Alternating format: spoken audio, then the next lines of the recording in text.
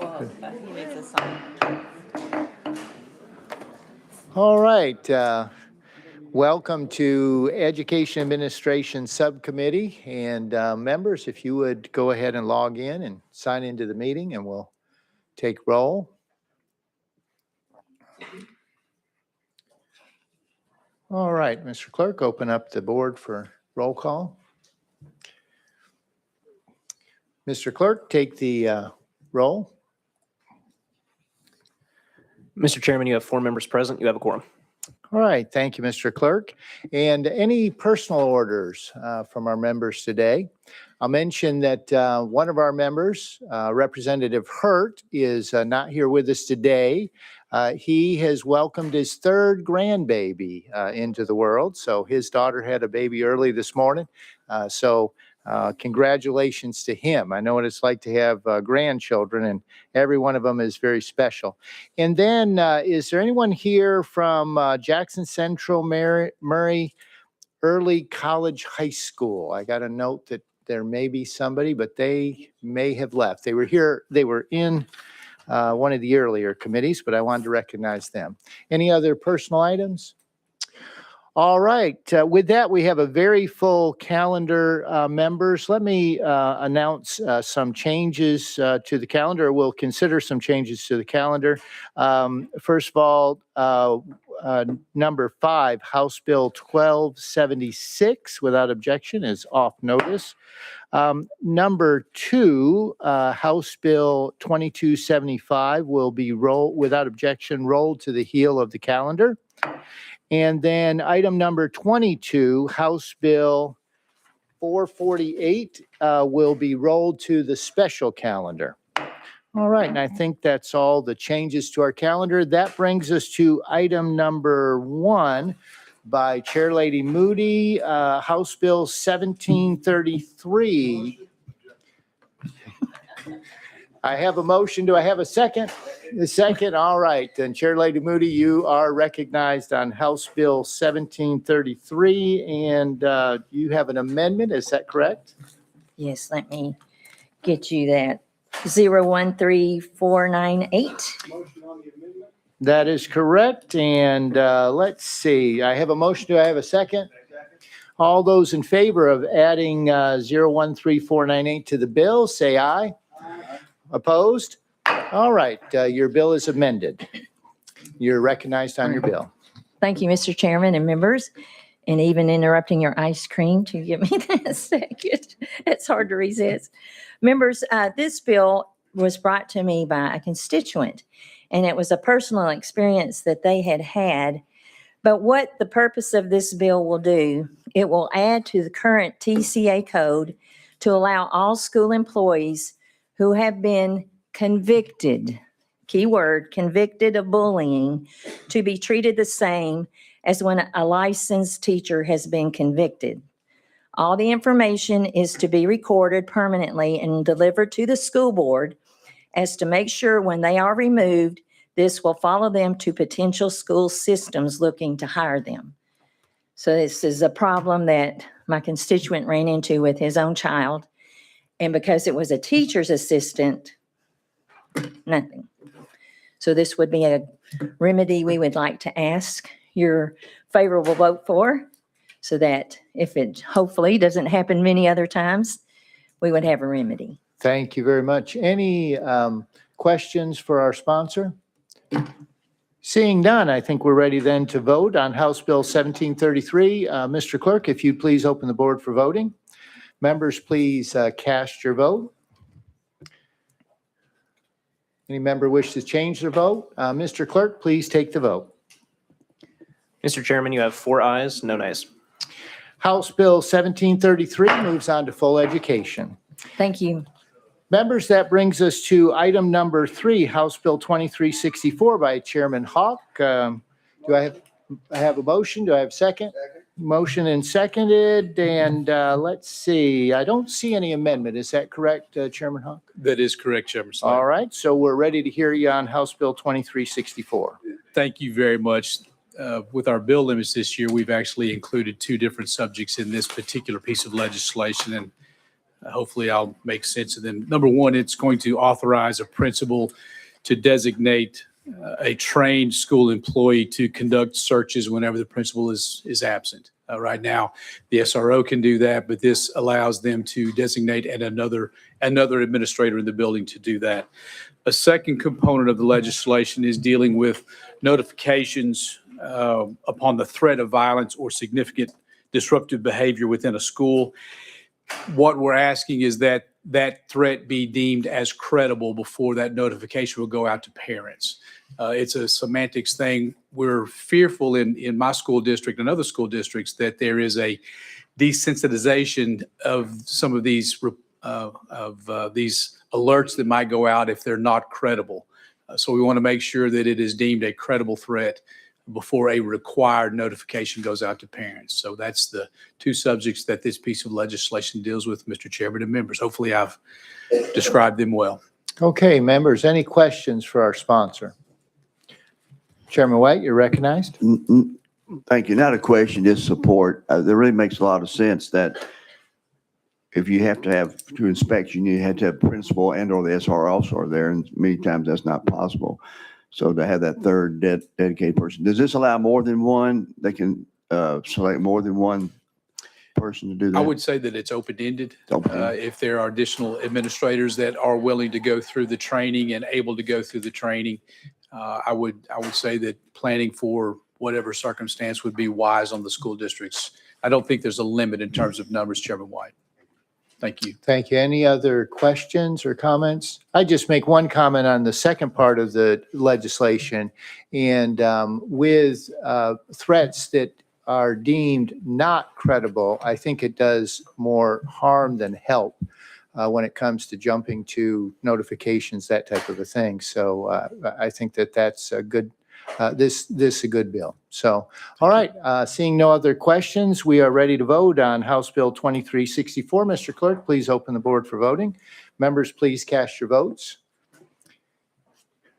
Has every member voted? Any member wish to change their vote? Mr. Clerk, please take the vote. Mr. Chairman, you have 4 ayes, no nays. House Bill 2364 moves out to full education. Thank you, Chairman and members. All right, that brings us perfect timing. That brings us to item number 4, House Bill 2573 by Chairman Kumar. Do I have a motion? Do I have a second? All right, we properly motioned, properly seconded. I don't see an amendment on that bill. Is that correct? Yes, sir. All right, we're ready to hear you on your bill then. Thank you, Mr. Chairman. This House Bill 2573 deals with preschool and daycare. These are and the age necessary for people who work there. For preschools and daycare regulated by the Tennessee Department of Education, the employees have to be 21 years old. However, for similar facilities regulated by Tennessee Department of Human Services, employees can be 18 years old. And this bill changes the age requirement to be consistent to the age of 18 for both. It is just difficult for small daycare centers that take good care of children to be able to find staffing, and this will make it more consistent. Okay, members, any questions for our sponsor? Chairman White? I'm sorry, I'm just a little slow. Tell me again exactly what we're doing here. I missed that introduction part. This bill lowers the minimum age from 21 to 18 years of age for teachers, teacher assistants who work in childcare programs for children under 4 years of age. Got it. Thank you. All right. Any other questions for our sponsor? All right. Seeing none, we're ready to vote on House Bill 2573. Mr. Clerk, please open the board for voting. Members, please cast your vote. Any member wish to change their vote? Mr. Clerk, please announce the vote. Mr. Chairman, you have 4 ayes, no nays. All right. House Bill 2573 moves out to full education. Thank you, Mr. Chairman and committee. All right, that item number 5 has been taken off notice, as was announced previously. That brings us to item number 6, House Bill 2475 by Representative Alexander. Let's roll that a couple of spaces, okay? Let's see, that brings us, members, to House Bill 1823 by Chairman Raper. Do I have a motion on the bill? All right. Motion and a second. And do you have an amendment, Chairman Raper? Yes, sir. It is 013377. All right. Do I have a second? All right. All those in favor of adding amendment number 013377, please say aye. Any opposed? All right. It is added to the bill. And Chairman Raper, you are recognized on your bill as amended. Thank you, Mr. Chair and committee. 1823, House Bill 823, as introduced, requires a director of schools to refer to juvenile court a student who was formerly enrolled in an LEA, and for those that may not know LEA, public school system, who was receiving truancy interventions, who withdrew from the LEA, and who did not transfer to another LEA, establishes that unexcused absences accumulated by a transfer student as their former school or LEA during the school year in which they transfer, following the student to receiving school or LEA to determine habitual truancy, to implement a progressive truancy plan, and to identify cases of educational neglect. I'm going to go out of order here just a second, but because I'm going to address concerns. I keep having the same concerns addressed to me many times. For those here about homeschool and private schools, it does not require anything additional, no additional circumstances. It's just completely as is also want to say that their attendance record is put on pause if you go to a homeschool or private school. It's just LEA to LEA or LEA to a non-public school, but back in the same year. It will not at all influence homeschool or private school in any way. It's business as usual. And I'm going to continue on. This only applies to public schools. Next is, this came from the amendment, it's now only Tier 3. And then after Tier 3 is when you start with a juvenile judge or a campus court judge, whichever one may be. Ultimately, the consequences from this is judge may impose a $50 fine or give parents community service in lieu of them violating, and the judge makes a decision. If a student transfers, then it carries with them to the new LEA. I'm not saying private school or homeschool. And then lastly, I'm just going to say, once again, I'm reinforcing the same thing. This in no way whatsoever applies to homeschool or private schools in any way. It's all about public. All Thank right. you. Thank you for that explanation. Members, any questions? Chairman White, you're recognized. Thank you, but it does track truancy. That's what It does. That's what you're Yes, trying to get and at. that's what it's all about, because we're seeing a loophole that, by the way, I didn't get recognized. Go ahead. Thank you. It's all about, they found a loophole, and what they're doing is they get in truancy issues, okay, but they've got to be Tier 3, by the way. And what they're doing, the parents do not want to accept the consequences of this, so they are transferring another place. Well, if they transfer to another LEA, it automatically, the record transfer with them, okay? If they transfer to a homeschool private school, then it's in the record, but the homeschool or private school does not have to do one thing with it other than when they report their absences, it goes along with.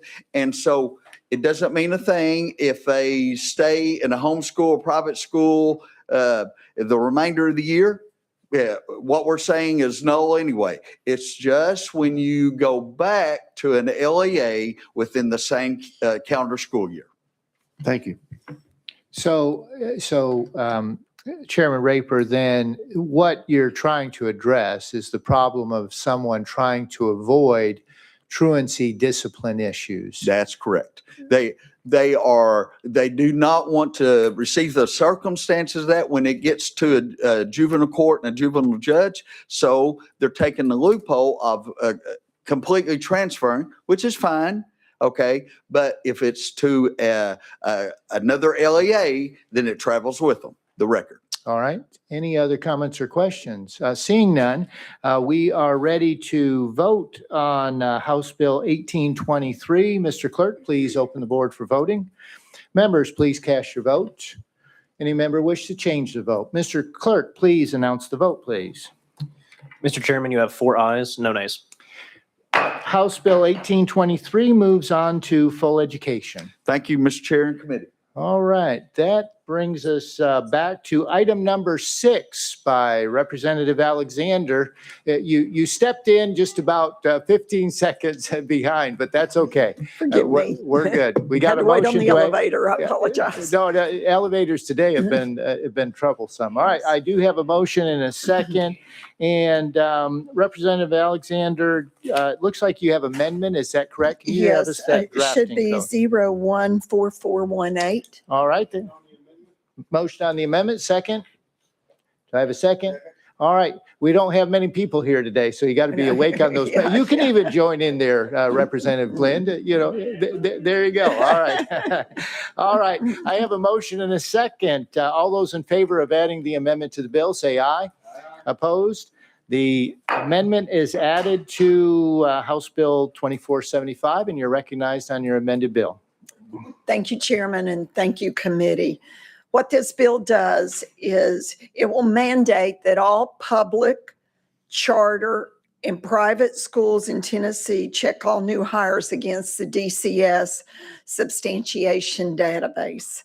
This bill will allow even programs like Head Start, Boys and Girls Clubs that asked to be on this bill because they wanted to be able to check the database. And so we've added them as well as CASA. We've added CASA to it as well.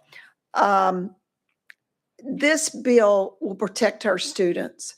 So someone gets hired in a public school system and then they get fired because they have committed some kind of atrocity to a child, sexual usually involved. If they go to a private school sometimes or a boy and girl school to get a job because they know they're not doing the background check. So this happened in Chattanooga. Children were abused and that we could have prevented it had this bill had been in place. Explanation. And let me just say that whenever there's something that affects private schools, it always piques my interest. But I know that any private school wants to make sure that they're not employing someone who would be on this registry. And so I appreciate your bill. And any questions for our sponsor? Private schools love it. They were very much for this bill. Yes. Any questions? Chairman White, you recognize? Well, thank you. It's a good bill. You say CASA, I say CASA. Okay, CASA. I'm sorry. Tomato. CASA. There you That's go. right. All right, very CASA. good. All right, it looks like we're ready to Correct. vote on House Bill 2475. Mr. Clerk, if you'd please open the board for voting. Members, please cast your vote. Any member wish to change their vote? Mr. Clerk, please take the vote. Mr. Chairman, you have 4 ayes, no nays. House Bill 2475 moves on to full education. Thank you, committee. Thank you, Chairman. All right, that brings us to item number 8, House Bill 2148 by Representative Jones. I have a motion. And I'll second. So go ahead, Representative Jones. I'm not going to do that all afternoon, though. I am waiting for Representative Glenn to get it to jump in. All right, there you go. I'm waiting for him. But all right, so you are recognized. I don't see an amendment. Is that correct? That's correct. Okay, so we're ready to hear House Bill 2148. Thank you. Thank you, Mr. Chairman. This bill, what it does is this legislation seeks to clarify that the process for dismissing unlicensed employee by the school system. It seeks to clarify that these hearings and appeals process are reserved only for licensed and tenured educators. Some of the districts have experienced issues with non-licensed educators trying to go through the same appeals process, contributing to wasted school resources. The goal of the bill is to reduce local workload and legal costs associated with conducting hearings and managing these appeals. Okay, thank you for that explanation. Any questions from our members? All right, seeing none, we are ready to vote on House Bill 2148. Mr. Clerk, please open the board for voting. Members, please cast your vote. Any member wish to change their vote? Mr. Clerk, please announce the vote. Mr. Chairman, you have 4 ayes, no nays. All right, House Bill 2148 moves on to full education. That brings us to item number 9, House Bill 2146 by Representative Jones. So I have a motion. Motioned and seconded, and I don't see an amendment. Is It that does. correct? It All does right. have an amendment. Oh, it does? Yes. Okay. Let's see. We're does. not showing. Yeah. 014406. Change the effective date.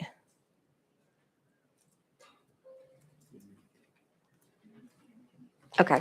Yeah, All right. Well, we'll work that out.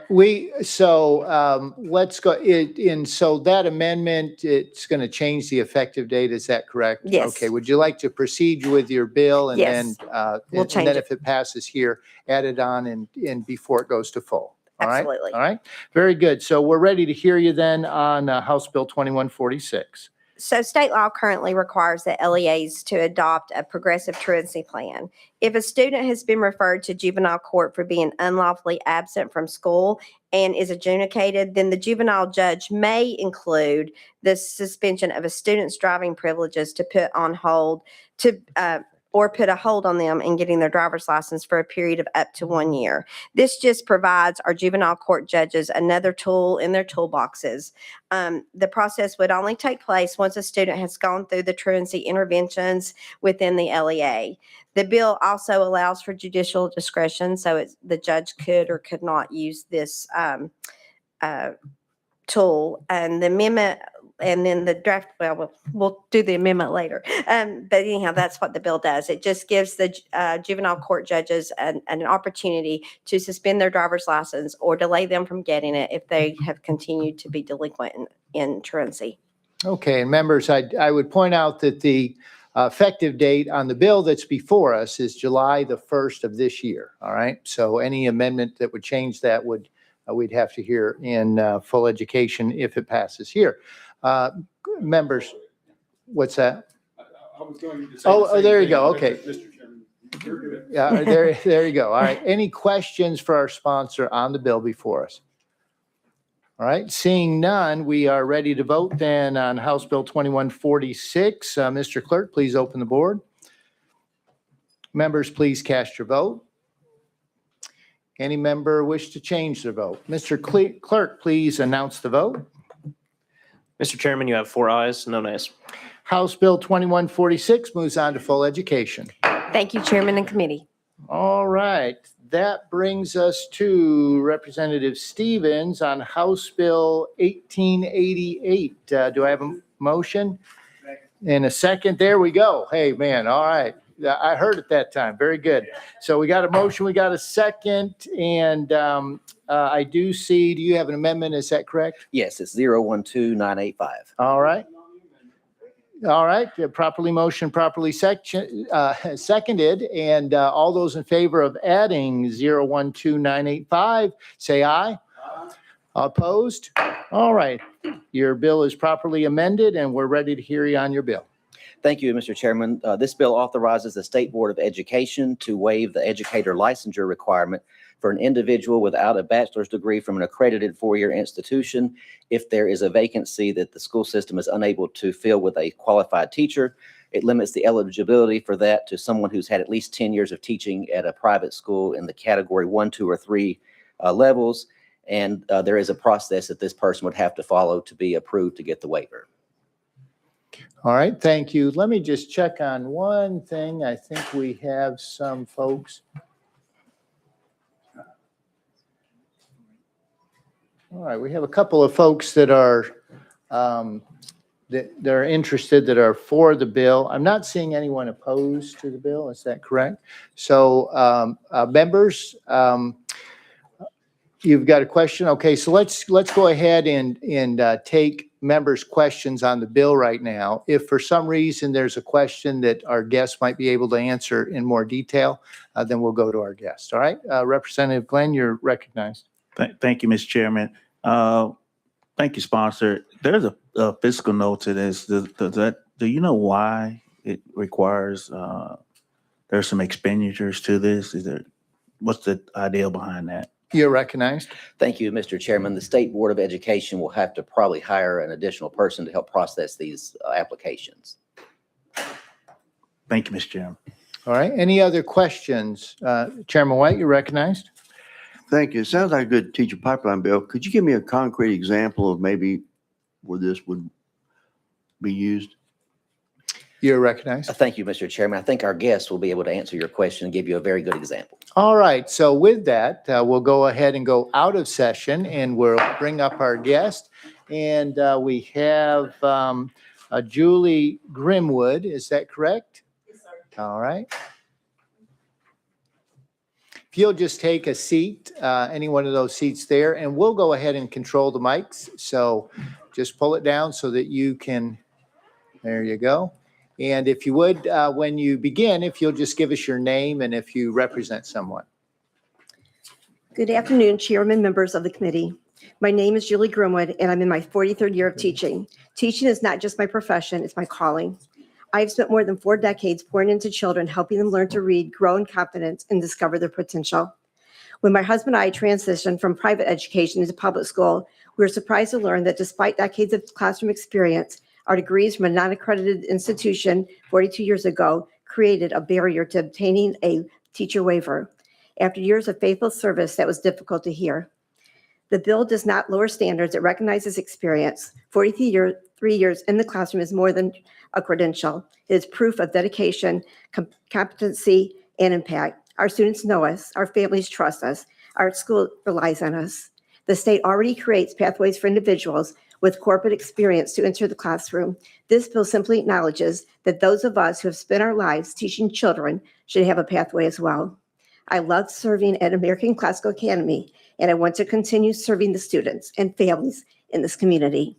I respectfully ask your support so experienced teachers like me can continue doing the work that we love. Thank you for your time and consideration. All right, thank you very much. And I failed to see two other individuals. I think Francis Rosales, is that correct? And then Clarence Grimwood. Would either of you like to make a brief statement, and then we can open it up for questions? All right.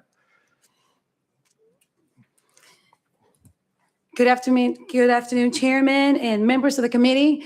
My name is Francis Rosales. I am on the school board for Rutherford County, but I will be speaking in the capacity as a constituent and not as a school board member. I'm here today in support of establishing that's the wrong script, sorry.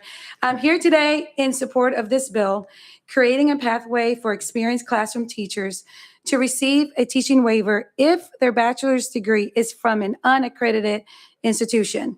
This legislation does not lower the bar. It recognizes proven performance. There are teachers currently serving students effectively, managing classrooms, delivering instruction, and demonstrating measurable impact. Yet their degree credentials alone creates a barrier. Experience matters. In nearly every other profession, whether in business, healthcare administration, or corporate leadership, on-the-job performance and demonstrated competency are factored into advancement and credential decisions. This bill applies that same methodology. and standard. It acknowledges that years of successful classroom teaching should carry weight alongside academic credentials. We're not removing standards. We are recognizing experience, accountability, and results. When a teacher has already demonstrated effectiveness in the classroom, that experience should count. I respectfully ask for your support on this practical, balanced approach. Thank you. Would you like to make a comment? Yes, sir, please. Yes, if you'd make an opening statement there. Thank you. Yes, sir. Thank you, Mr. Chairman and committee members. My name is Clarence Grimwood. I have more than 40 years of classroom experience, most recently teaching at Rocky Fork Middle School in Rutherford County. Today, I remain there as a special educational assistant, but teaching has always been my calling. I spent decades teaching history and civics, subjects critical to preparing informed citizens. I love the classroom. It's where I know I make a difference. After many years in private education, my wife and I transitioned to public schools, believing it was the right step. But because my bachelor's degree was not earned from a non-accredited institution at a time when licensure wasn't required, I was unable to continue teaching, despite being fully willing to complete additional requirements. Now I am pursuing, well, I'm not pursuing, I am now a Rutherford County school bus driver, so I passed that. Not because I wanted to leave teaching, but because the current policy doesn't recognize decades of proven classroom effectiveness. This bill does not lower standards, it values experience, results, and student impact. I respectfully ask for your support so experienced educators like me can continue serving students where they are most effective in the classroom. Thank you. All right, thank you, each of you. And Chairman White, I think you had a question. Was that correct for? Well, I think you answered that. I was going to get a direct example, but you answered that for me. Yes, sir. Thank you. Thank you. All right, very good. Any other questions for our guest? Chairman Sapicki, you're recognized. Thank you, Mr. Chairman. I apologize to the committee for being late. I had to present a bill over in elections. Iffy, see how that works out over there. Are we granting non-accredited teachers to teach in the classroom? Is that what I understand we're doing here? So when you refer to non-accredited, what we're asking is to provide a teaching waiver for teachers that actually do obtain a bachelor's degree. The difference is that the bachelor's degree that they obtained, depending 2 decades ago, was from an higher education institution that was not accredited. But that does not mean that the teacher was not teaching at an accredited, recognized state school, private school, this will allow those who are teaching in a state recognized private school be granted a teaching waiver should they choose to move from the private sector to the public sector. Chairman Sapicki, to follow up. Okay, I'm confused here. Are we approving for private schools or for public schools? Because you said private. Public schools. Public schools. So, okay. All right. So let me try to summarize, and perhaps this will answer your question. So let's say that an individual is teaching in a private school. They had earned a bachelor's degree from an institution that was unaccredited. They taught there for, I believe it's 10 years, for 10 years. And then they would like to go to the public school and teach on a waiver. And that's what this bill would do. Is that correct? That's correct. Yes. Yeah. There you go. Chairman Sapicki, question? And are they ever required to get their certification from the state, taking the necessary tests to do that, or? So let's go back to our guest Yes. instead of me continuing That's to weigh fine. in. There you go. Well, both of you doing a good job. Yeah, there you go. That's awesome. Okay, so if the sponsor is okay for me to answer these questions. So for the person that is applying for the teacher waiver, they have to meet certain criteria. One of them, they have to have at least 10 years of experience in the classroom at a state recognized private institution. They have to go through the background check. They've got to be also have a letter of reference about the competency and also show proof for PD credit, professional development credits as well. And during that waiver, of the time that is 3 year, they will still required to still go through the process of being licensure. So that doesn't stop. This just gets them the foot in the door per se, but they will still be required to still take the teaching license as required by the state. Question answered. Thank you. Follow up with one point of clarification. She had mentioned state-approved private schools. So that goes to our category system. These would be category 1, 2, and 3 schools. And so hence the mention of accredited schools because category 1, 2, and 3 are accredited schools. Okay. Any other questions for our guests? All right. Seeing none, thank you so much for coming in and testifying today. And that brings us back into session and back to our sponsor. Any question for our sponsor? Seeing no questions for our sponsor, we are ready to vote on House Bill 1888. And Mr. Clerk, if you'd please open the board for voting. Members, please cast your vote. Any member wish to change their vote? Mr. Clerk, please go ahead and announce the vote. Mr. Chairman, you have 4 ayes, no nays. House Bill 1888 moves on to full education. Thank you. All right. That brings us, yes. Can I ask the clerk if it's possible to record me as a yes vote because I'm not being recorded? Oh, you know what? I was used to the fact that you weren't here and a little bit ago. So when I looked up there, everybody had voted. So anyway, yes. Is that possible with our system to record him as a yes? Is that correct? Or do we need to take a full roll call vote? I'm in now, Mr. Chairman. I'm in. Oh, I got you. Yeah. It won't let me vote, but I'm in. Yeah, I already gavelled it. There you go. Yeah, there you go. He'll have to get with you. There you go, to record it as a yes. Sorry. I was too quick on the gavel. So you are able to vote there? There's no problem with your screen? Representative Glenn was trying to prevent me from voting, so I got it. overcame Okay. that. All right. There you go. The squabbles down here in the front row. All right. I'm just glad you're here. He was helping us with motions when, so there you go. So it brought in reinforcements. All right. That brings us to item number 11 by Representative Davis, House Bill 1550. Do I have a motion? Yeah, I have a motion and a second, and I see that you have an amendment. Can you give us that drafting code, please? Yes, Mr. Chairman, it's 013538. Yeah, just a second.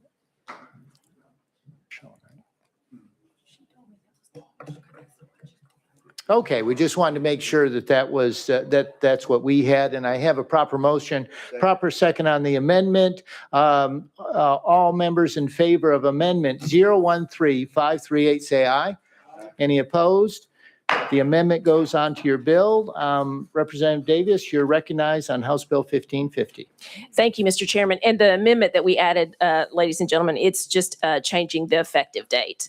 But the legislation itself is because epinephrine now has different delivery methods. In code, it says epinephrine auto-injectors. And so we're changing that word to be epinephrine to allow for different delivery methods because now you can use epinephrine nasal spray. And that's what the legislation does. All right, thank you for that explanation. Any questions for our sponsor? Seeing none, we are ready to vote on House Bill 1550. Mr. Clerk, if you please open the board. All right, any member wish to change their vote? Mr. Clerk, please take the vote. Mr. Chairman, you have 5 ayes, no nays. House Bill 1550 moves on to full education. Thank you, Mr. Chairman. Thank you, committee. All right, that brings us to item number 12, House Bill 2393 by Representative Renaud. Have a motion and a second. Let's see okay, so we have an amendment from Chairman Sapicki. Is that correct? Can you give us that drafting code, Chairman Sapicki? I move adoption of 013758. All right, do I have a motion? All right. All right, can you explain your amendment, please? So real quick history, we were here 2 weeks ago about this technology bill in the classroom. We tasked us to come up with a solution on this. I've reached out to superintendents. they've come up with this amendment that creates a workaround that everybody seems to be behind. So I'm just going to explain what the amendment is, Mr. Chairman, if that's okay. Yes, if you would, go ahead and explain. So in the amendment here, what it talks about is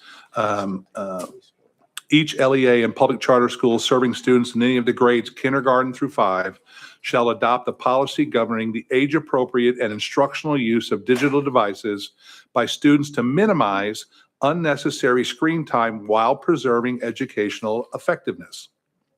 Teacher-led instruction and the use of non-electric instructional materials we are going to prioritize in-person teacher-led instruction and the use of non-electronic instructional materials as the primary mode of instruction for students in any of the grades K through 5.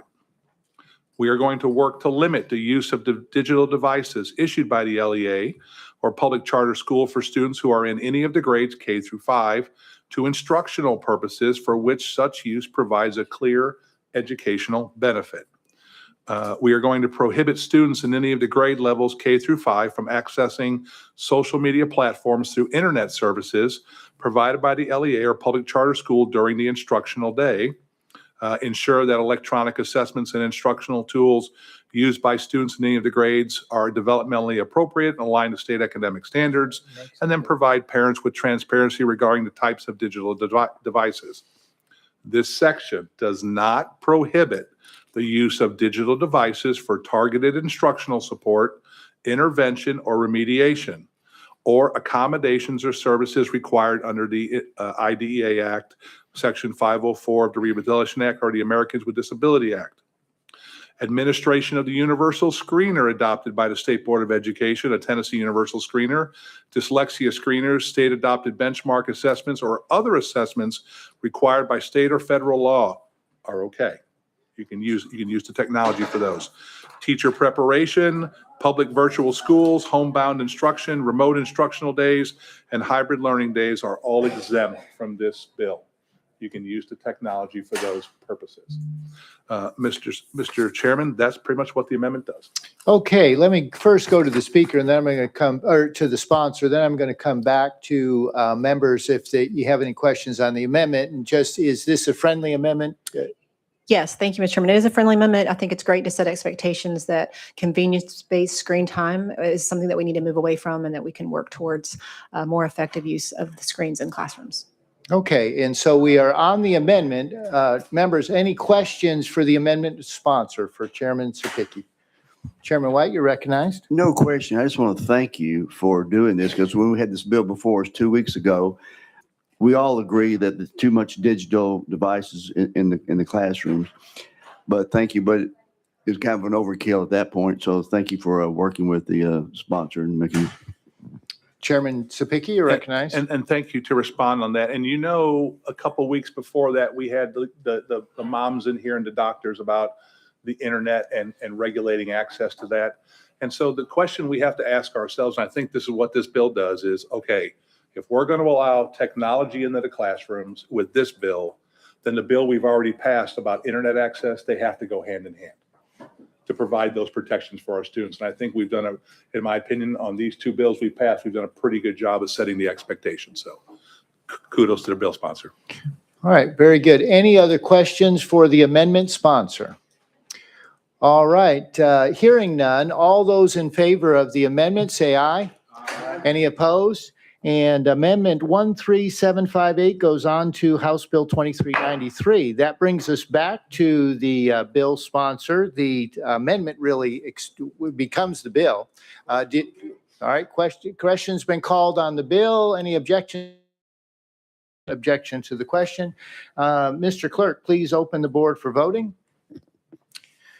Members, please cast your votes. Any member wish to change their vote? Mr. Clerk, please announce the vote. Mr. Chairman, you have 5 ayes, no nays. House Bill 2393 moves on to full education. Okay, thank you, Chairman and Committee. All right, that brings us to item number 13, House Bill 1732 by Representative Stinnett. I have a motion. I'll second. I do see you have an amendment on your bill. Can you give us that drafting code, please? Chairman, I'm going to bypass that just for a second. if I can. Mhm. HB 1732 has became a little more complicated than I anticipated. And I've sent, my LA sending you a letter to all the commission, Education Commission people right now as we speak. And it talks about the efficiency and the effectiveness and the impact on classrooms. And as we talk about training, in Tennessee, our teachers every year do about 58 hours of training, plus committee meetings, plus IEPs, plus 504s. I'm going to back up and try to reorganize in the future. I want to encourage you, though, that when we continue to add training to teachers' loads, that we maybe put into the bill that maybe we do it for 3 years and then we rotate it every 3 years. Don't make it so a teacher spends 37 years of his career seeing this, doing the same training every year. Just like we're short on time and pressed, teachers are constantly pressured every day with things other than things in the classroom. So I want to take 1732 off notice. And thank you for allowing me to speak. All right, thank you. And so without objection, 1732 is off notice. All right, that brings us to item number 14, House Bill 1948. Representative Love. Yeah, there you go. There you go. All right, we got it. We got a second. He just barely got it in, Representative. So there you go. He was trying to prevent him from giving a motion, I think is what it was. So Representative Love, I don't see an amendment. Is that correct? That is correct, Mr. Chairman. All right. So we are ready to hear you on House Bill 1948. Thank you very much, Mr. Chairman. Members, in 2017, Tennessee State University had a program called Tied to Success, which was designed to get their freshman men involved in the process of learning how to tie a necktie, promoting self-esteem, and also learning how to interview. And I was involved with that program several times. I would go out and engage in teaching them how to tie neckties and also donating suits. After some legislation was passed last year, there was concern on their part that having the men's center may violate state law after we pass some bills. This particular piece of legislation simply says that a public institution of education that provides an opportunity or benefit exclusive for one sex does not violate this section if the institution provides a substantially similar or reasonably comparable opportunity or benefit to the opposite sex through a different program. All right. Questions for the sponsor? Chairman Sapicki, you're recognized. And I understand your intent. I just want to have legislative intent that this does not apply to sports. Correct. It does not apply to sports. Correct. Okay, thank you. Okay. Any other questions for our sponsor? All right. Seeing none, we are ready to vote on House Bill 1948. Mr. Clerk, please open the board. Members, please cast your vote. Any member wish to change their vote? Mr. Clerk, please announce the vote. Mr. Chairman, you have 5 ayes, no nays. House Bill 1948 moves on to full education. Thank you, Mr. Chairman, committee members, and Representative Glenn. Thank you. All right, that brings us to House Bill, item number 15, House Bill 1458 by Chairman Clemens. Do I have a motion? You have a motion and a second, and I don't see any amendment. Is that correct, Chairman Clemens? That's correct, sir. All right, so we are ready to hear you on House Bill 1458. Thank you, Mr. Chairman and committee. As you know, I've been running this same piece of legislation for the better part of a decade now, and this is my legislation to require children across the state of Tennessee to be provided free school-based meals. Most, as you know, a lot of LEAs have registered with the federal government and gotten grants to be provided those meals. This bill requires all federal funds to be exhausted, all potential grants to be exhausted before the state would then come in and fill in any of the leftover void.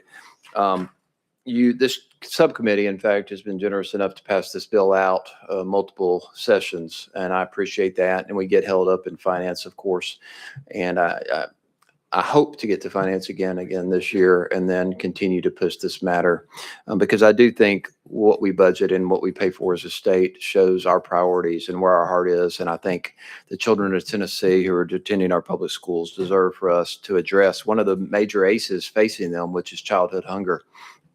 In 2025, Tennessee continues to struggle with high rates of childhood food insecurity. And as of early 2025, 39 to 41% of Tennessee families with children reported being food insecure, with rates even higher among Black and Hispanic families.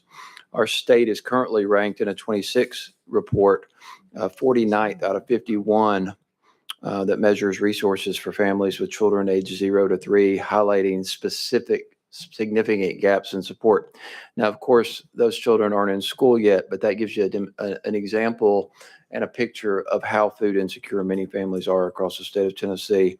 Not only that, but we've all seen the gaps with regard to our food banks, and they reported a 70% increase in children served between November 24 and 25.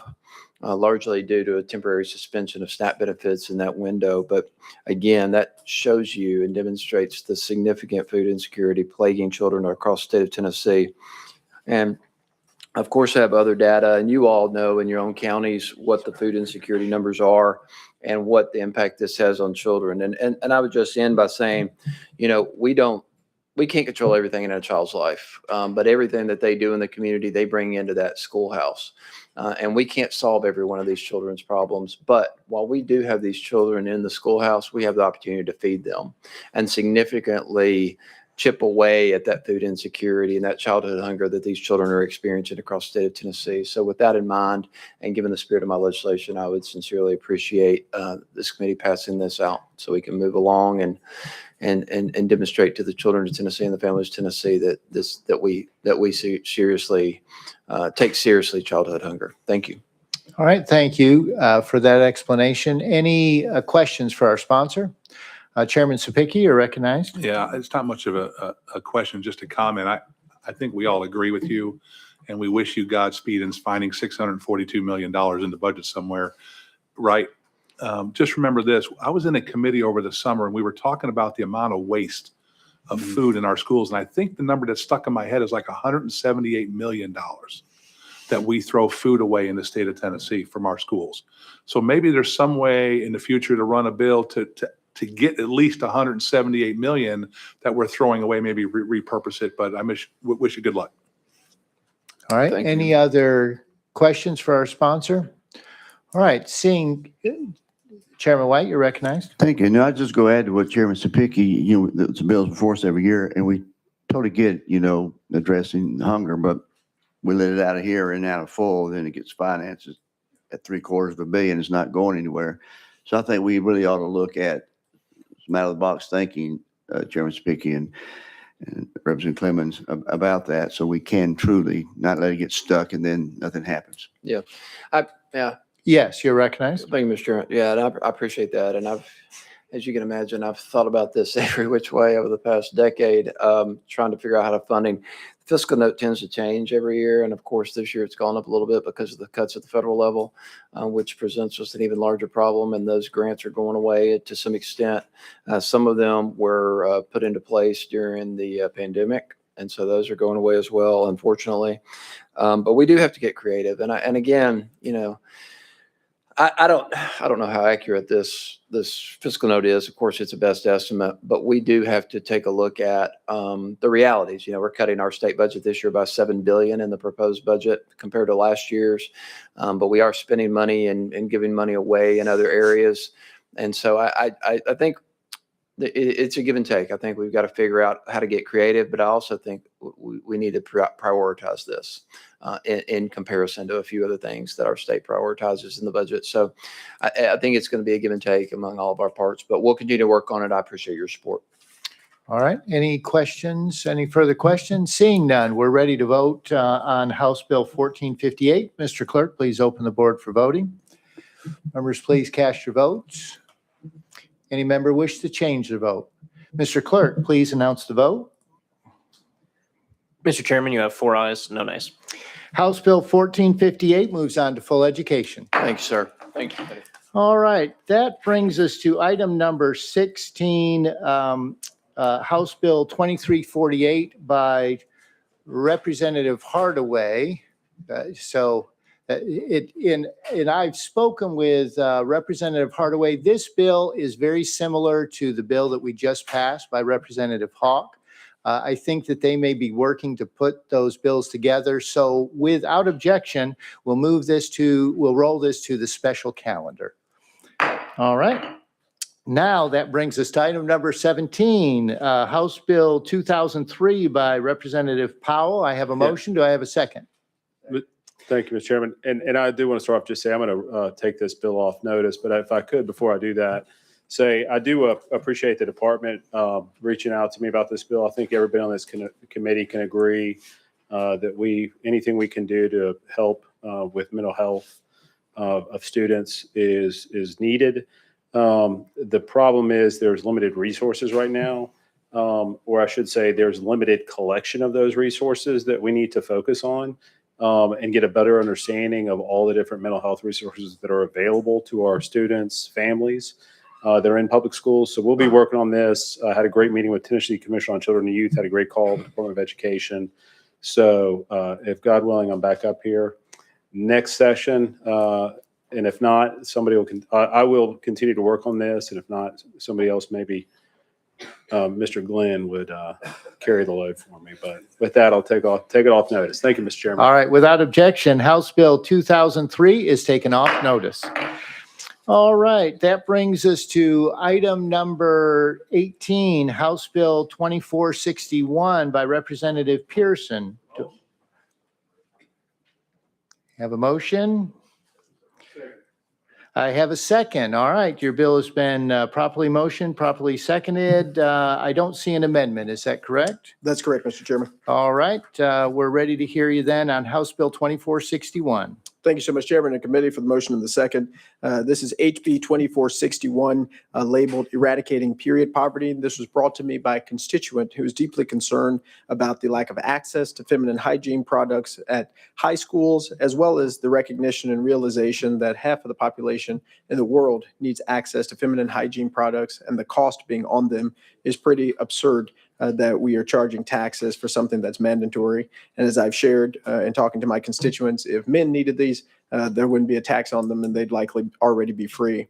The reality is our students and many of our students in schools are not going to school because they're on their period. They're missing days of really important educational and instructional time. And the part of this legislation that applies most to this body is the local LEA providing feminine hygiene products for free in public schools upon request of a school administrator board or director of schools. This also legislation, just so you would know, would amend Title 67, Chapter 6, Part 3, exempting feminine hygiene products, tampons, and sanitary napkins from sales and use tax, and would be effective this year. But again, this was brought to me by a constituent who is deeply concerned about the access for young ladies in school to be able to have feminine hygiene products. And this would just ensure that all students would be able to stay in school, would be in school, and have access to these.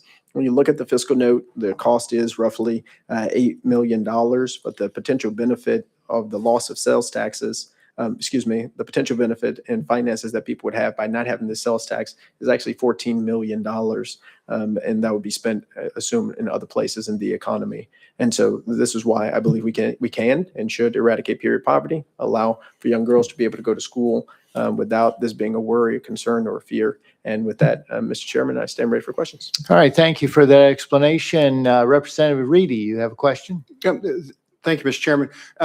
Representative, are you familiar with Leader Camper's bill we just passed in Education Full? She's got a pilot program for vending machines, and I'm really impressed with her idea on where to go with that. From that, after next year, I forget the reporting period back after that pilot program that will help us more. And I'm sure that her piece of legislation is moving forward, and I'm impressed with your abilities as a young legislator, and I think you got a great future if we can keep you directed and on task with items. And I appreciate you bringing this for your constituents, but yeah, we pretty much say that it's fiscal note's going to knock it in the head. But however, I think Leader Camper's on the right track to help us figure out, especially in our schools, what we need to be doing for those young people. Thank you, Mr. Right. Chairman. Thank you. Chairman Sapicki. Yeah, and just to reiterate that, I believe we just took that vote in the last committee we were in, and I think it passed unanimously. Mhm. And I think the reporting period is to establish what is the uptake of these feminine hygiene products, and then we can have a better understanding of how to implement this statewide. So I think you're on the same path with her. It's just we've already done this. Okay, any other questions? Okay. Just comment, yeah, and I congratulate you. This is an issue, and we totally support, that our young ladies in our schools, it is an issue in many of our communities. But I agree with my colleagues, it'd be better to go with the Representative Camper, because you're going to hit finance with a $19 million fiscal note, and I'm afraid we're going to lose the whole bill. So I think there's a way we can do this without losing the bill on a fiscal note. That's one of the issues we face. We have a lot of good bills, but it goes to finance and it goes nowhere. So I think we really want to address what you want to address, and I agree with you. Then let's look at another avenue where there's not a fiscal note on it. Thank you. Okay, sponsor, would like to comment? I would, and thank you so much for the comments and the supporting of Leader Camper's legislation. And honestly, I was thinking about it in conjunction, particularly with the exemption, but also obviously the work that we're doing in public schools, I think is so important, and glad that this committee and so many of you are supportive of that. And I'll work with her in signing on to that legislation as well. And so with that, and with this important feedback and excitement about us really tackling this issue, listening to our constituents, making sure that young women are able to go to school without these fears and concerns, I'll take this off notice. All right, so without objection, House Bill 2461 is off notice. Thank you, Chairman and Committee. All right, that brings us to item number 19, House Bill 2076 by Representative Reeves. Do I have a motion? Second, and do you have, I see you have an amendment, it looks like. Do you have the drafting code there? Well, I would actually like to roll this a week, this one and the next bill, if that's okay. All right, well, we got to take them one at a time, but so House Bill 20, without objection, House Bill 2076 is rolled 1 week. That brings us to item number 20, House Bill 1785, and without objection, we'll roll that 1 week. Thank you, sir. All right.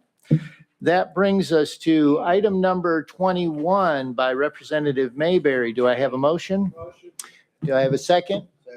Have a motion and a second. I'm not seeing any, I'm not seeing an amendment here. Is that correct? That's correct. All right, so we're ready to hear you on your bill. Thank you, Mr. Chairman. This bill simply eliminates collaborative conferencing from Tennessee law, and it protects any agreements and prevents any further litigation risk and restores clear governance authority to elected school board members. I respectfully ask for your support. All right, thank you. And we do have someone who would like to speak on this bill. And so we're going to go ahead and go out of session and call up Mr. Drew Sutton. We are out of session.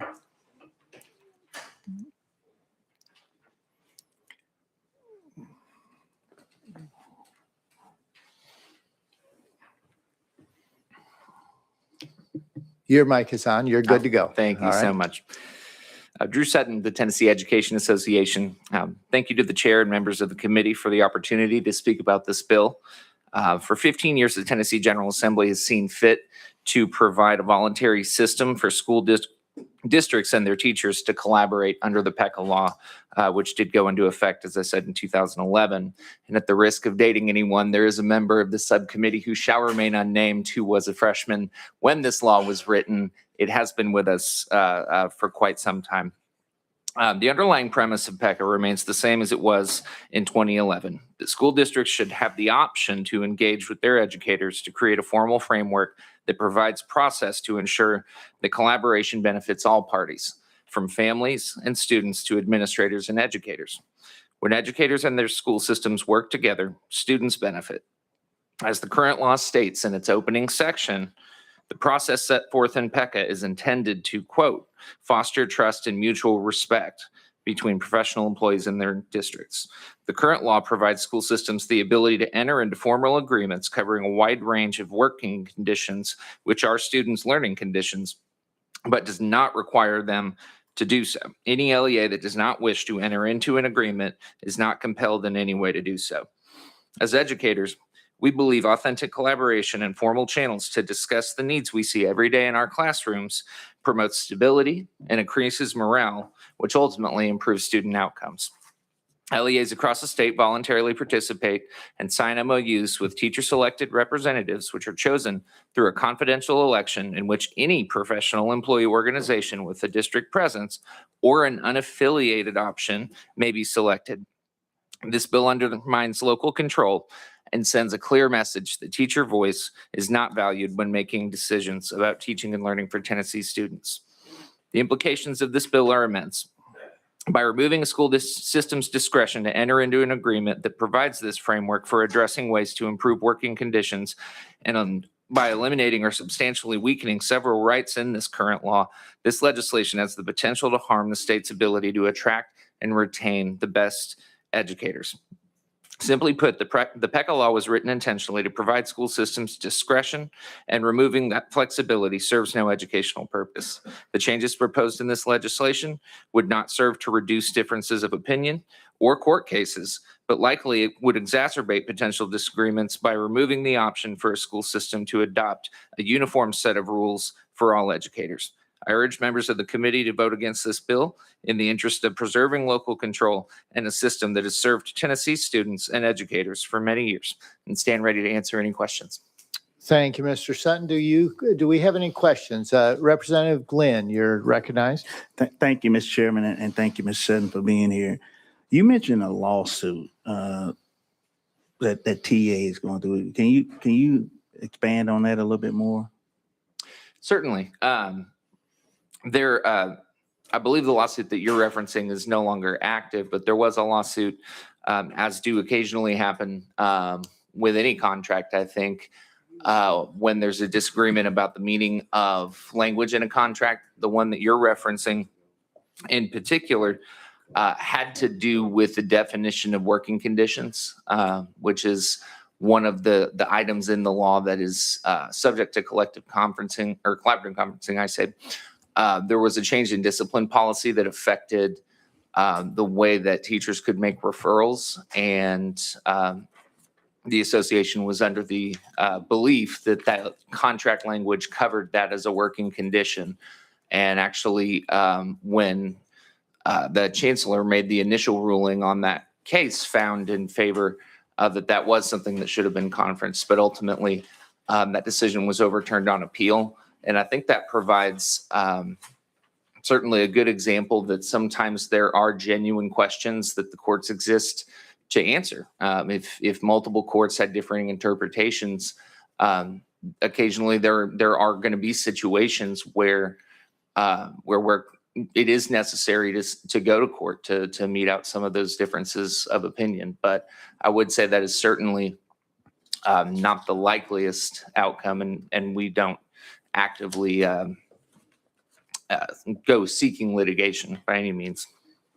Follow up. Thank you, Mr. Chairman.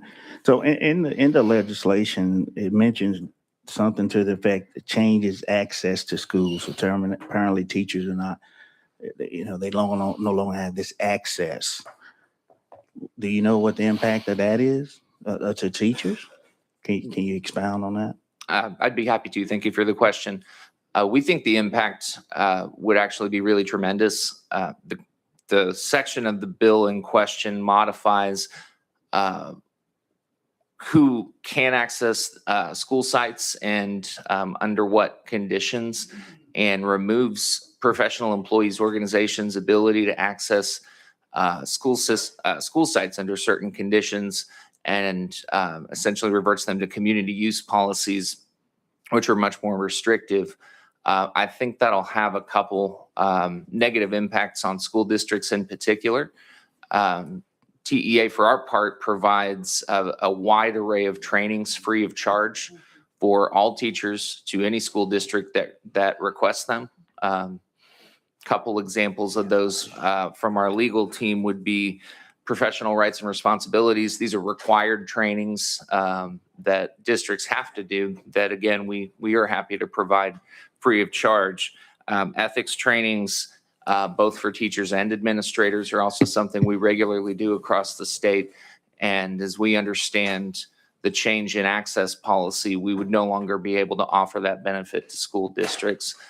We also do a lot of professional development in schools as well, whether it's team rubric training or general evaluation, classroom management, things like that.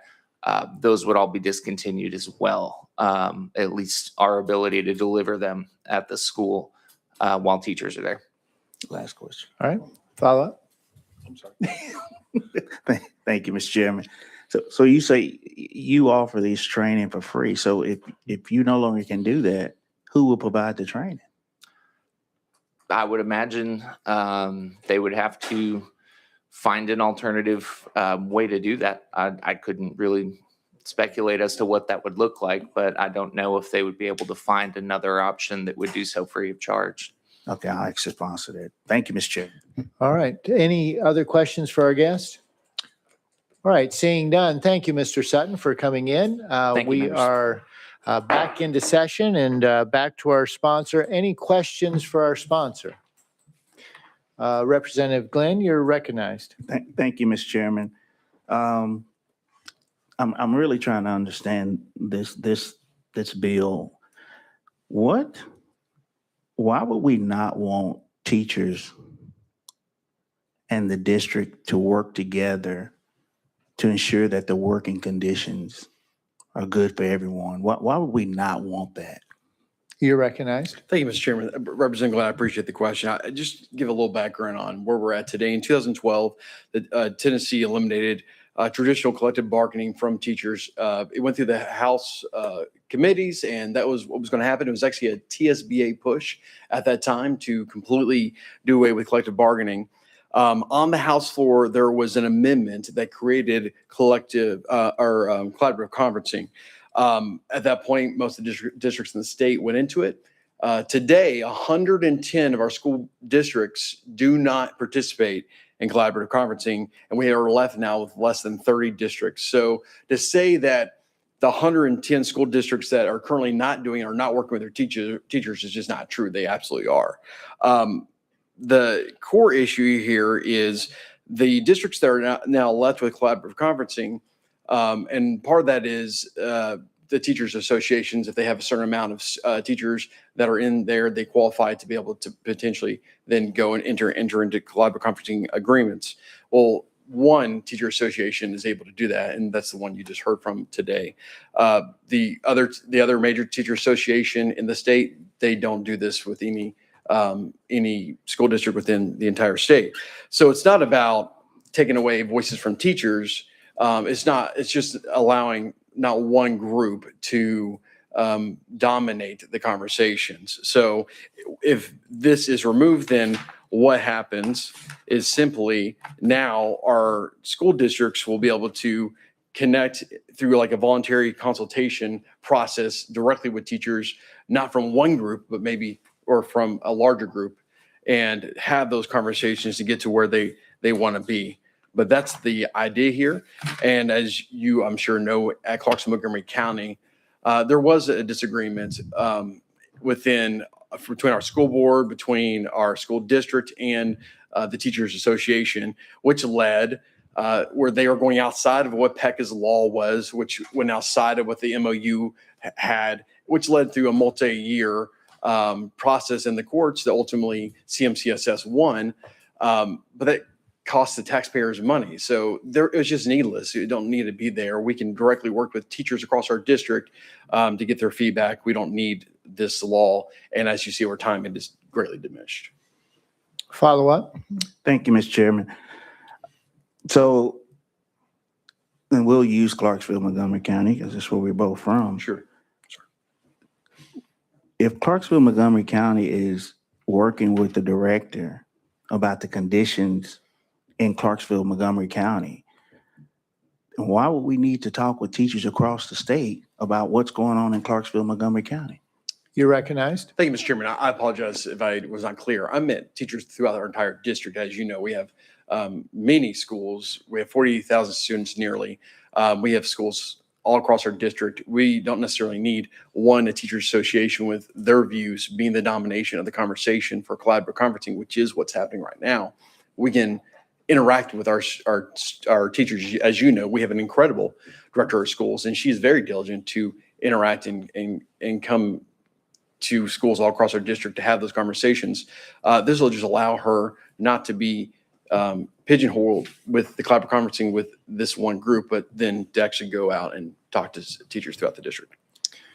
You're recognized. Thank you, Mr. Chairman. So let me get this straight. There is more than one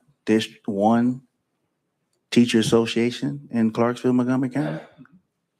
You're recognized, sponsor. Thank you, Mr. Chairman. Absolutely, there is.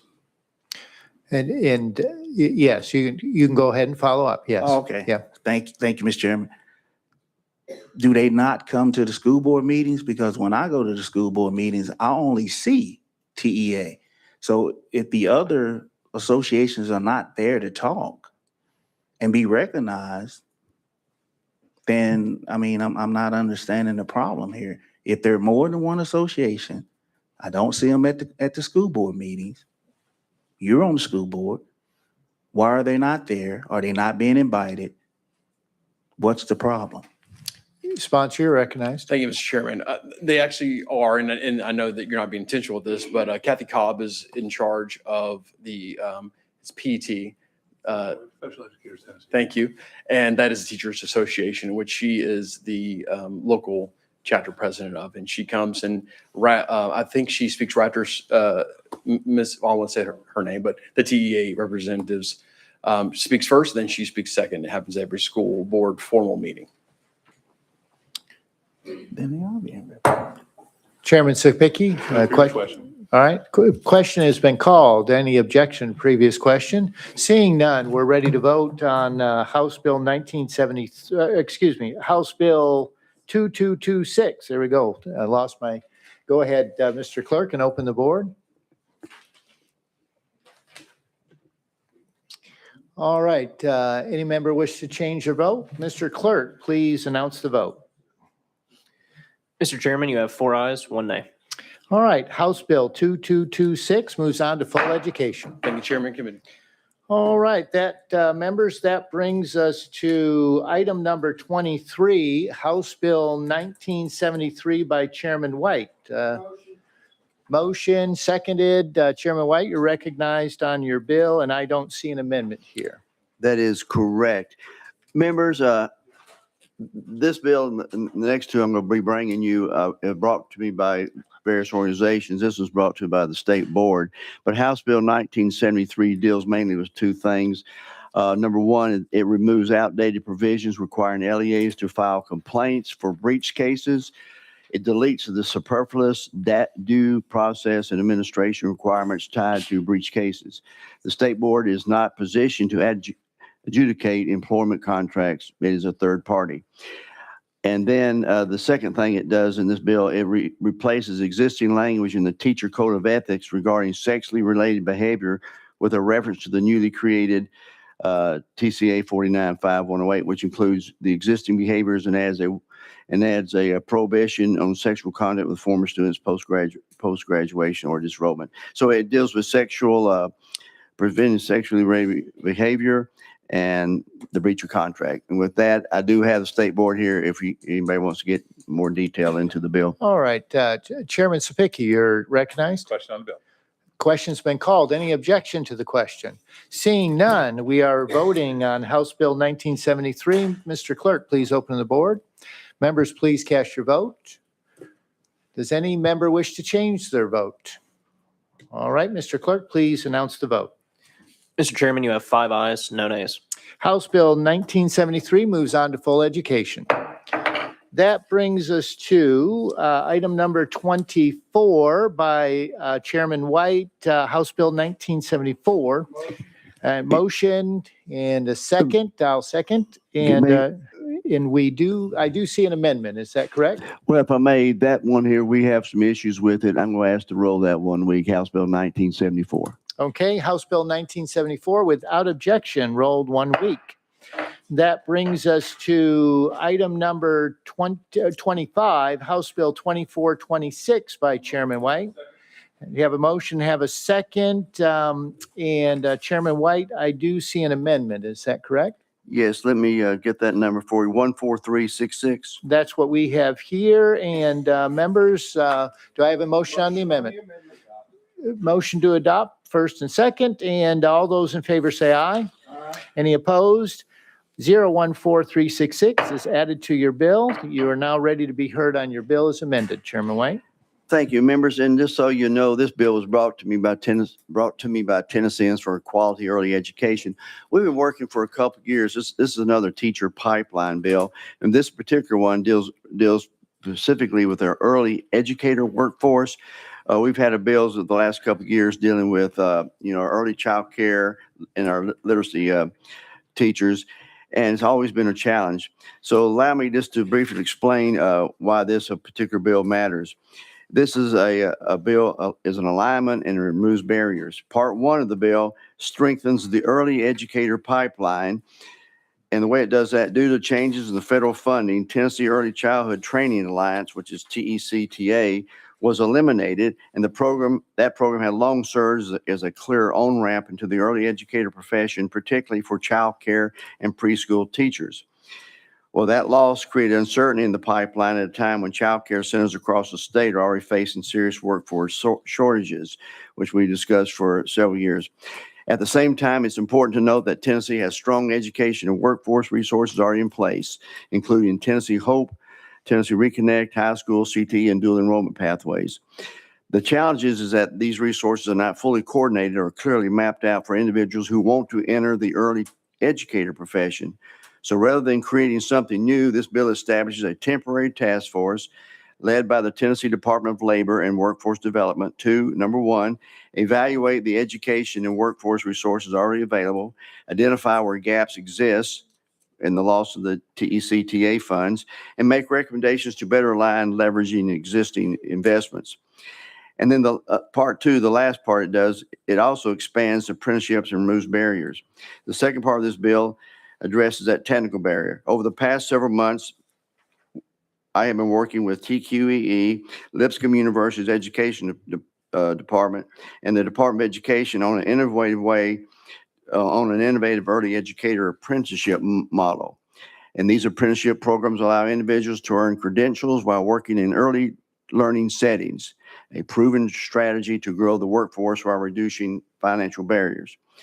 However, the current law limits where apprentices can complete their required clinical practice in student teaching. So what this bill does, lastly, this bill makes a narrow update to allow licensed child care centers and private preschools to also serve as approved clinical practice sites for the registered apprenticeship-based early childhood programs.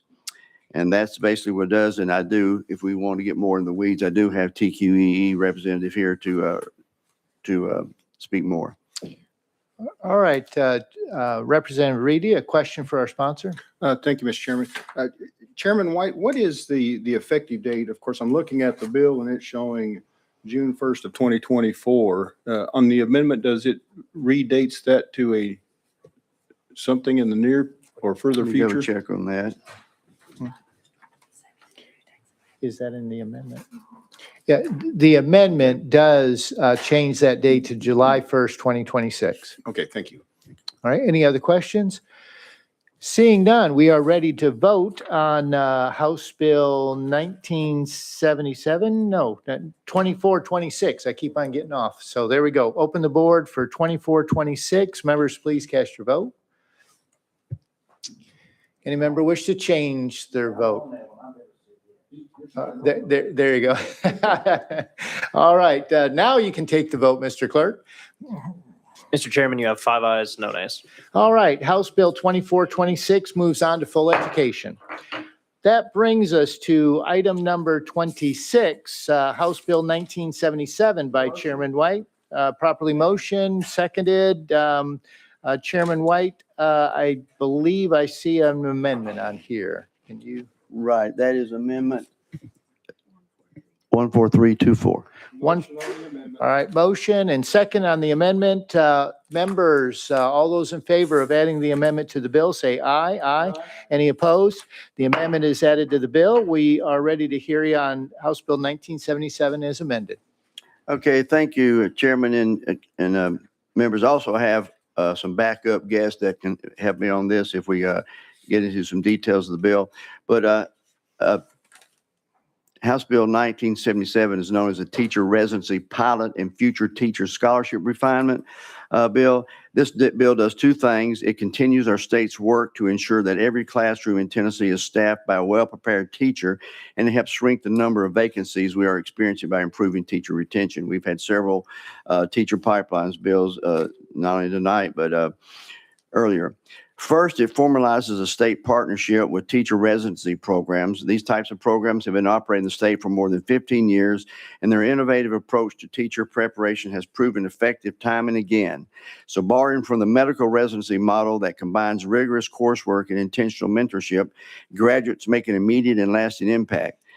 This impact is evident by the work in my hometown of Memphis Teacher Residency, which recently earned the Exceeds Expectations rating on most recent Tennessee Teacher Prep Report Card.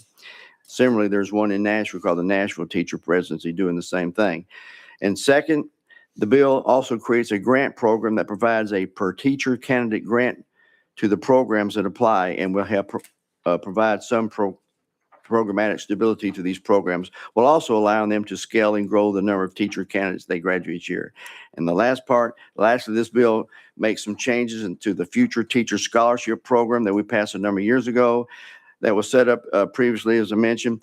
These changes will help the implementation of the program. So if you remember what the Teacher Future Scholarship Program did was provide grants to those in higher education that were going to the field education. But what this deal extends it says this legislation enables a non-traditional student, which is one that is usually older, but coming back into the field to get education, where they can also apply for this grant money to qualify for scholarship. So that's mainly what the bill does. If there's any questions, we can deal into it. Thank you. Thank you for that explanation. And this past summer, I believe, in Innovation Committee, we heard from the Memphis Teacher Residency Program and was very intrigued by it, and a good program. So any other questions or comments from our members? Seeing none, we're ready to vote on House Bill 1977. Mr. Clerk, if you'll please open the board for voting. Members, please cast your votes. Any member wish to change their vote? Mr. Clerk, please announce the vote. Mr. Chairman, you have 5 ayes, no nays. House Bill 1977 moves on to full education. All right, that brings us to item number 27, House Bill 2027 by Chairman White. Properly motioned, properly seconded. Mr. Chairman, it looks like you have an amendment. Is that correct? The amendment would be, let me look at it. I tell you what, before we get into all that, I would like to say a few words about the bill, but I'm going to have to take this off notice because I do not have a Senate sponsor. I had one, but they withdrew from the bill. So unless I can find a Senate sponsor, there's no need to take up the committee's time. All right. But if I will say that this is something I do believe very strongly in. I did vote for the bill last year, but I've been contacted by teachers and principals all over the state. The one thing I was attempting to do is in the recess bill that we passed, and we all believe in that strongly, is that our teachers were saying we really need recess as use that as a form of discipline. I've got a letter here, which I won't take time to read now, but they're saying, if we could just tell Johnny to quit pulling Susie's hair, or you're going to lose 5 minutes of recess. It was very, very effective, and this only applies to our elementary schools. And so they say we've lost that. We took that away from them in the bill last year, and they say it's very, very, very effective. The teachers also say, look, the kids that are the most disruptive in the classroom, we don't want to take races from them because they need to get rid of that energy in recess. But they said, well, so we put in the bill that walking could be a form of recess where they could walk around the gym for 5 minutes before they participate in unstructured recess. So I think this would have been a good thing that we can do for our teachers. I call it my listening to the teachers bill, but I do not have a Senate sponsor that withdrew the other day. So we'll take this off notice until further notice. All right, thank you for that. And without objection, House Bill 2027 is off notice. Members, let me just, this a little bit out of order, but let me just announce, because I forgot to at the beginning, that the final calendar for our committee is on March the 10th. So it's only 1 week from today. And bills must be put on notice by 3:30 tomorrow. So there's only about less than 24 hours to get bills on notice for our committee. That brings us to item number 28, and that is my bill. So I'm going to hand the gavel to Chairman White.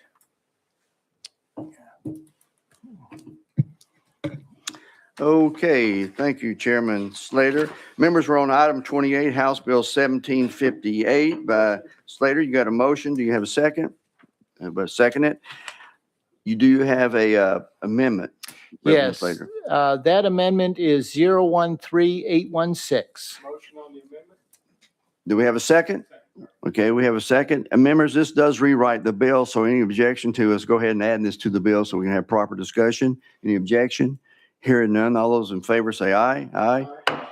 So your bill is amended. Chairman Slater, you now explain this to us. All right, thank you, Mr. Chairman. And I began my career in K-12 education in 1985. I won't take you through every single blow by blow, but one of the things that I did was to get a CDL license. And the reason for that was so that I could take students on field trips. And those were some very happy memories of my 32 years in K-12 education. I continued with that CDL license all the way until 2019. I hadn't driven a bus for probably 3, 4, 5, 6 years even, but I kept on keeping that CDL license up at my own expense. And I also kept going to the physical, because you have to have an annual physical in order to keep your CDL. And that physical, like any physical, when you go in to see the doctor, they have some pre-questions. You check the box whether or not, if you're having trouble sleeping and, those types of things. Are you anxious? And they have all those types of questions. You go in to see the doctor. This doctor has to be trained in the DOT physical. So this is the federal physical, and we just called it the DOT physical.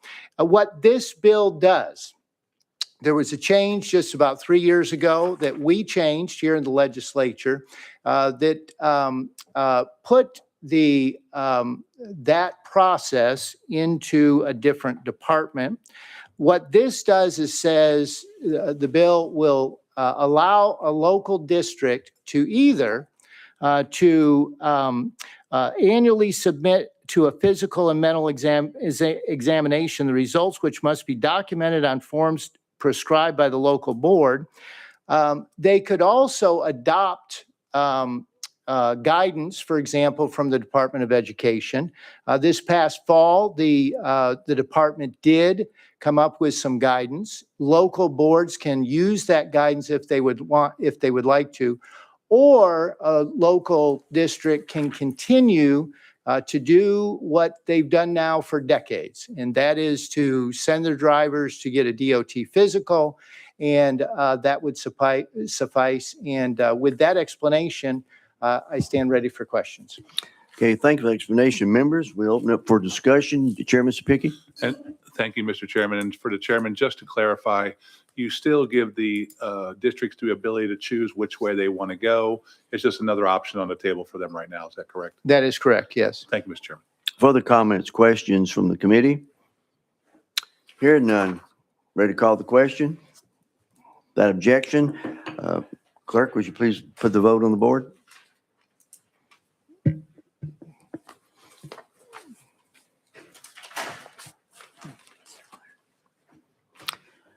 Clerk, would you please call the roll? Mr. Chair, you have 5 ayes, no nays. Thank you.